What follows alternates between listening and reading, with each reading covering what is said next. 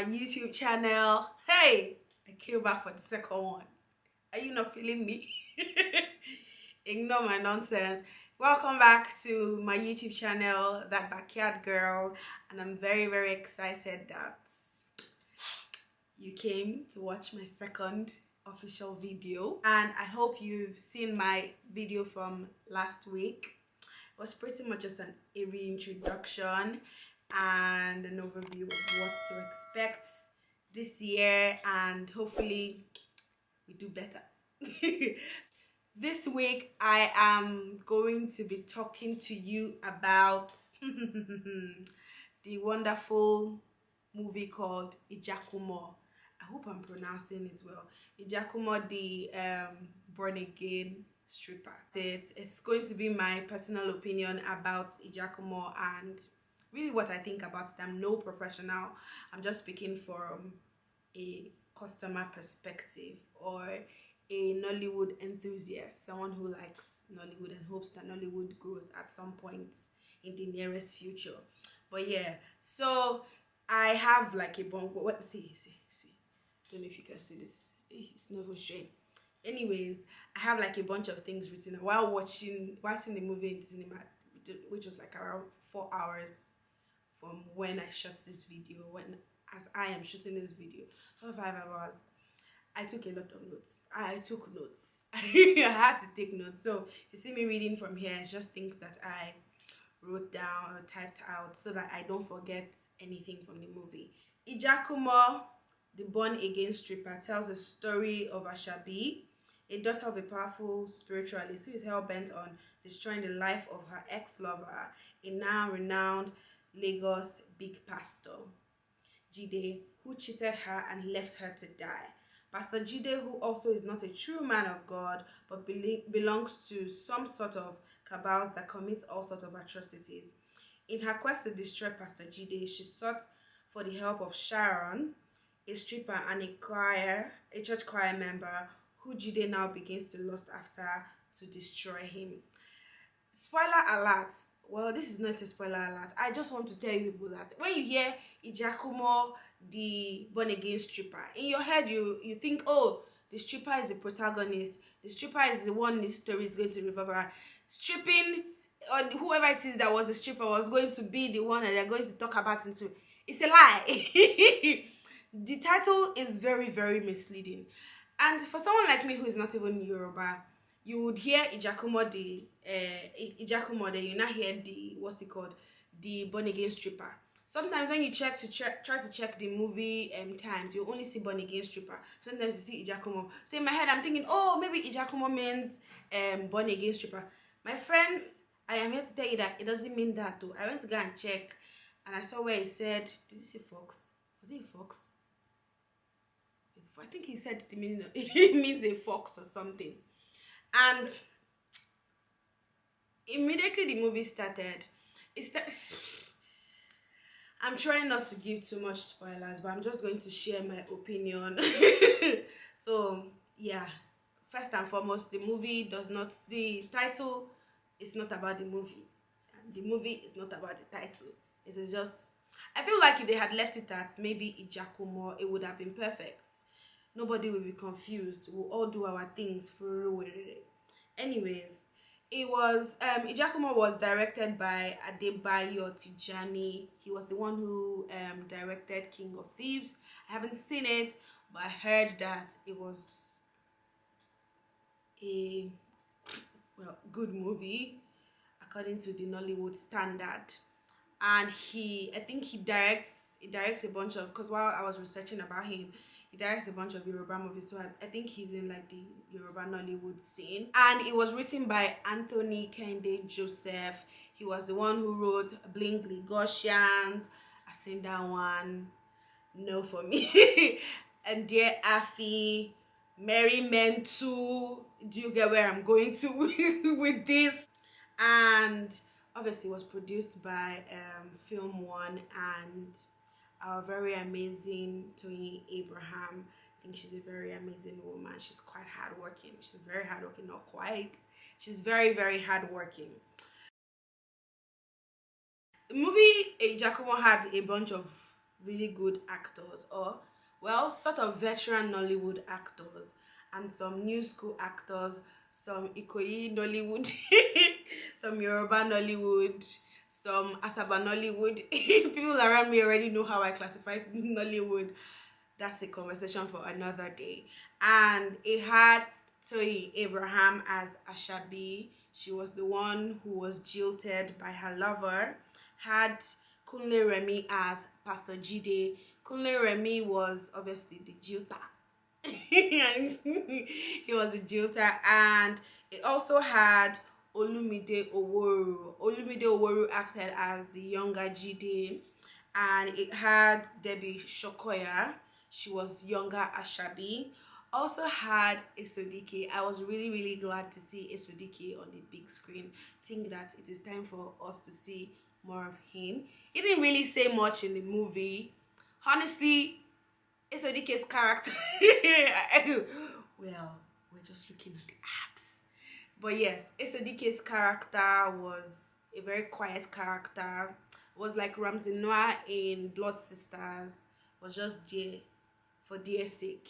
But there are some people that they don't really need to say anything or say a lot of things in a movie for you to actually feel their presence, which was Ezudike's character. Honestly, I can't recall what his name was in that movie. I know that when so we also had Tomiwa Tegbe. He was Olumide Oworu's friend. That's younger Jide's friend. While growing up, he was also close to Asabi. So at that beginning, we don't even know. It was so confusing. I'm already getting to things that I did not like. But it was really confusing because at the beginning, we weren't even sure that he was his friend or his brother. Because at some point, when they were older, I was calling him Egbo. It was even at the end, we even heard Egbo. So we're like, okay, so it's Esodike's character, the younger Wale. We were so confused. Also had Bimbo Akintola. I really loved seeing her. It had Sharon. It had Lillian Afegbai. She was the pastor's wife. She looking all pretty and all there. And we had Antalanio. Yes. So we had a couple of really cool people in the movie. What I liked. Well, I saw the movie with my friend, and this is our list of things that we liked. I loved Kunle Remi's acting. I would say, from my opinion and everything that I watched in the movie, Kunle Remi's acting pretty much carried the home. It was like he was the one that carried the movie because he did not. I can't think of any scene where he did not give what he was supposed to give. Kunle Remi's character was, he portrayed his character really good. He gave the Yoruba demon. I really found him mixing English and Yoruba really sexy. It was so nice. He really acted out his scene very well. Like I said, I really liked seeing Esodike on the big screen. I'm really glad about that. That's my own personal like. Yes, I liked seeing him. The movie had, spoiler alert, had a twin story in it. I don't want to spoil this for you, but I have to just spoil it so you can understand. So there was a stripper and there was a chorister. Chorister. And man, yeah, there was a twin story in the movie, and it seemed like something that could easily be developed and could be probably different. It was something that would have banged if they had really developed that story very well. So I'm saying I like it because it had potential.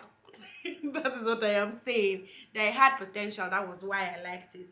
And there was an opportunity to display traditional religion, tapping into like the Yoruba culture, the traditionalist and all of that, because Asabi's father was a very strong spiritualist, and the it had potential. That whole story had potential. So I think that I'm sharing what I liked based on how I think it should have gone in my head. Um they attempted some really good flashback scenes, to be honest. They tried. In some cases, we are trying to understand, is he or she trying to tell the person is having this conversation with this story, or is he just thinking? But the sequences and how it was merged into the movie, it really worked. They tried their best. I loved Toyin's scenes that had her in an altercation or in a conversation with Pastor Jide, especially when she spoke Yoruba. I think that we've gotten to the point where if we want to be noticed by international standards or whatever, we should really tap into our culture and our language, our heritage, to be honest. Because there were parts where Toyin was really struggling with, I wouldn't say struggle, it just did not flow well when she was trying to fight or trying to scream or trying to, maybe she's trying to speak her mind and show how hurt she was, but she was in English. It just did not communicate the emotion she wanted to communicate. But when she switched to Yoruba, oh my god, you could feel the emotion that was coming from, like, you could feel how hurt she was. And I think that should have been something that they should have tapped into, they should have dragged and used. And I think it would have given the emotions that were necessary. Because it got to a point, I was feeling I was feeling so tired, and it felt really cringe. Not cringe. It just did not feel right. That's the word. Maybe it just did not settle right with me. But when she switched to Yoruba, you could feel the hurt. Oh my god, like you could feel the pain that was coming from what she was saying. So I remember when I saw Wahala.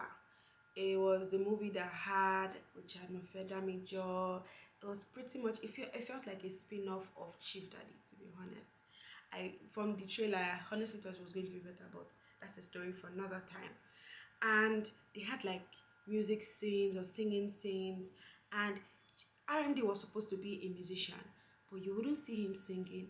You wouldn't see him, like, even when he was supposed to perform, he was turning his back on us. And we know that most of them cannot sing, but at least lip sync to the point where it is sort of believable, or that we say, oh nice, we can feel it. I really loved the church scenes. I won't lie to you, I felt goosebumps when they were singing. Oh my god, it may not be the lady acting, no, but the fact that the voice was very sonorous. I love that word. It was very, very sonorous. I liked the fact that she was actually gesticulating, she was actually singing. I had goosebumps. I could feel the Holy Spirit in that scene. I think it was like the first or second scene. I could feel the Holy Spirit. I did not like the sound design. There was a point in the movie where Bimbo Akintola was shouting at or yelling at Pastor Jide, acted by Kunle Remi, and you could hear the echo. I don't know if that was the plan to make, because she says she was his God, she's God. Maybe they were trying to add some kind of effect to make it seem godly, but the echoing was, oh god, it was so bad. I'm like, why exactly? Then the subtitles, the subtitles were saying one thing, they were saying another thing. I understand that maybe they were trying to correct some of the grammar, but the grammar was not grammaring. So there's something that I really wished that, because this is 22, it was 2022 this movie came out. I really, really wished that people who, obviously, to make a movie you need sponsors, and the sponsors need to be placed properly in your movie, because that's how they get their return on investment. But I think that there's this thing that Toyin Abraham and Funke Akindele don't know how to do. I don't want to say they don't know how to do, but maybe it's their strategy. But they brand placement in a Toyin Abraham movie and Funke Akindele movie is never subtle.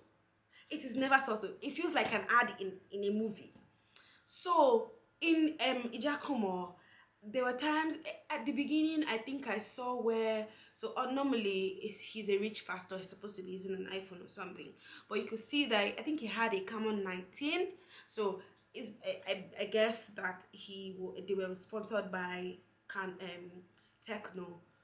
Amazing. Did he say anything? But he had it on his ear and you could see the design and you know that, ooh, that's a really cool phone, and you check it out. That's subtle brand placement. But man, was I wrong when I thought that it was going to be subtle?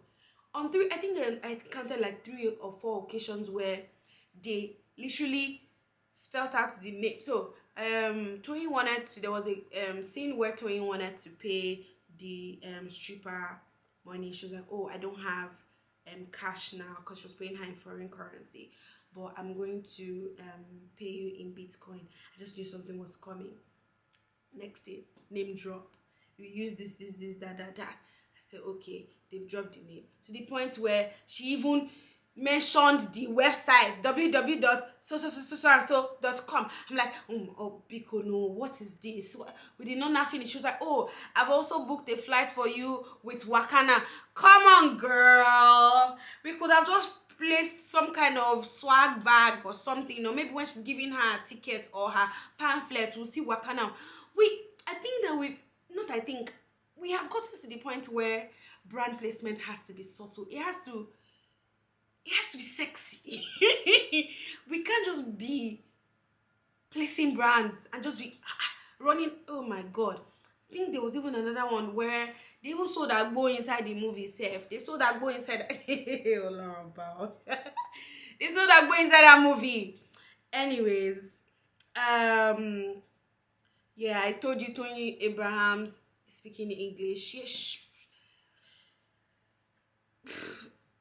Girl, let us tap into our culture. I just felt, man, well, that's by the way. I've talked about that. Olumide's Yoruba.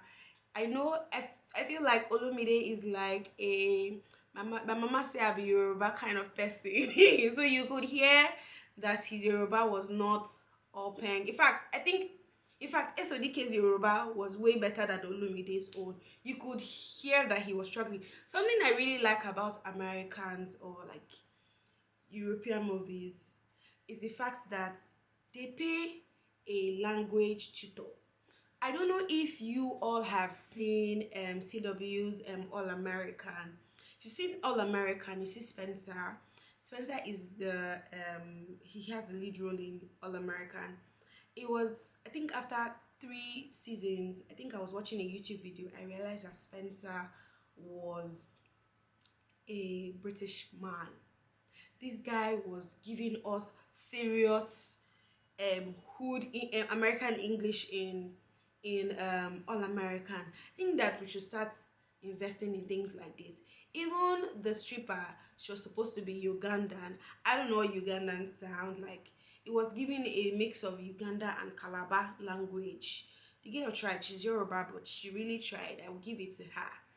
But Olumide's Yoruba, he felt like he was struggling. He tried. He did good. He tried. He's Yoruba. If they tell me to come and act as an Igbo girl in a movie, I would tell them no, because even in my house, I can't even speak. Talk more telling me to come and speak proper Igbo. So I understand the struggle, but I think that this is a movie that is supposed to be on the big screen and hopefully win us some awards. Or that was the hope for them. But we should do more. I think that at this point, Nollywood should start. There are people that can teach other people how to speak proper. Like the intonations, the it was just not, it was not there. Um, disjointed storyline. The plot was not it. Like we had where, okay, so he in the, while explaining, giving you like the background of the movie, I talked to you about, oh, he was not a clean, or he was not a godly pastor. He had a syndicate that was pushing him. So the question, there was a scene where the first scene we saw the syndicates gathered and all of that, it gave off a ritualist. I even thought he was a cultist, to be honest. Then from the conversation, they started having conversations about money laundering and all of that. But we didn't see, there was no development on, oh, the spiritual side of things. But when they when they were gathered, you could see candles, you could see the red and black cloth, calabash.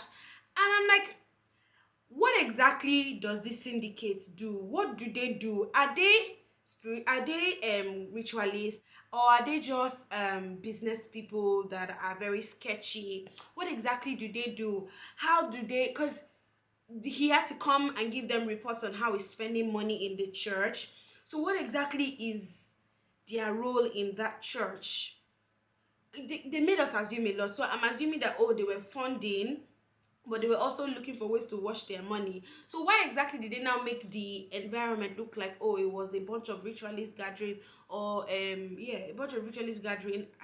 It was really, really confusing, to be honest. I won't even lie to you people, it was confusing. I said Wale, we saw Wale beside Pastor Jide while he was growing up. We weren't even sure if he was his friend or if he was his brother or whatever. Because at the end, we saw where Osedike was like, oh, Egbon Mini. Egbon, how, when? Because there was a point where Pastor Jide carried gun and wanted to shoot his own Egbon. I'm like, is this how they used to kill Egbon?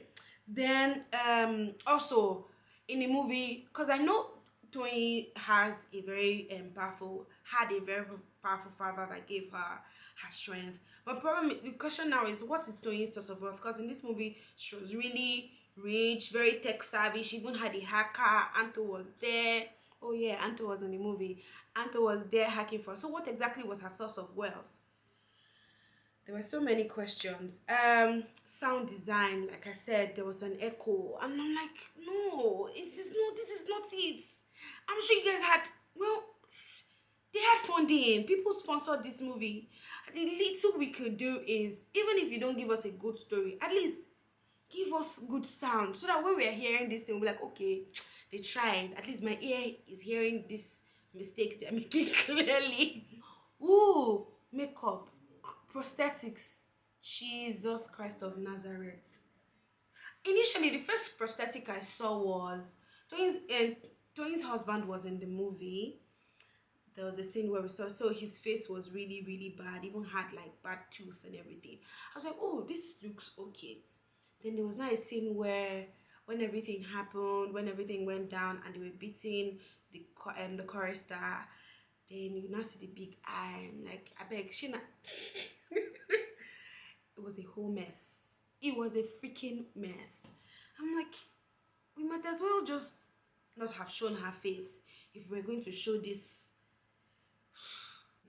All in all, I had a good laugh. I had some really good laughs. Like, I just like to say that Kunle Remi is like a proper Yoruba demon. Like, he was giving off serious Yoruba demon vibes in that movie. If you are someone like me that wants to help Nollywood grow, even though deep down in your heart you know that I've not gotten there, and you may be wasting your money, but in this life we need to help others grow so that we can all grow. If you are a Nollywood enthusiast, if you think that Nollywood will get somewhere very soon, please go and see the movie. Ijakumo is for you. If you are a Toyin Abraham fan, if you're a Kunle Remi fan, a Sudike's fan, a Sudike didn't know too much, but if you like to see him on the big screen, please go and see it.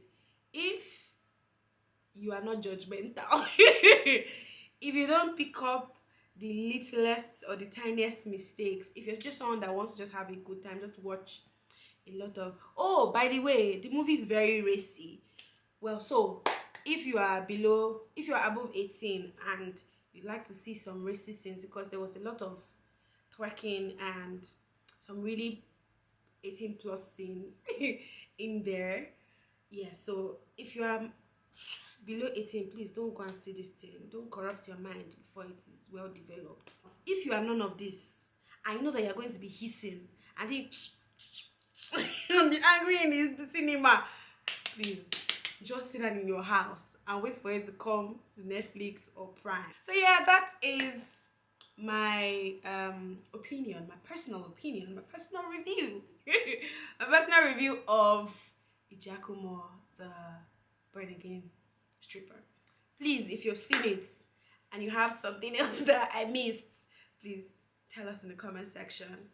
If you've seen it and you disagree with all of my opinions, please, it's my personal opinion. It's from my angle, my own bird eye view.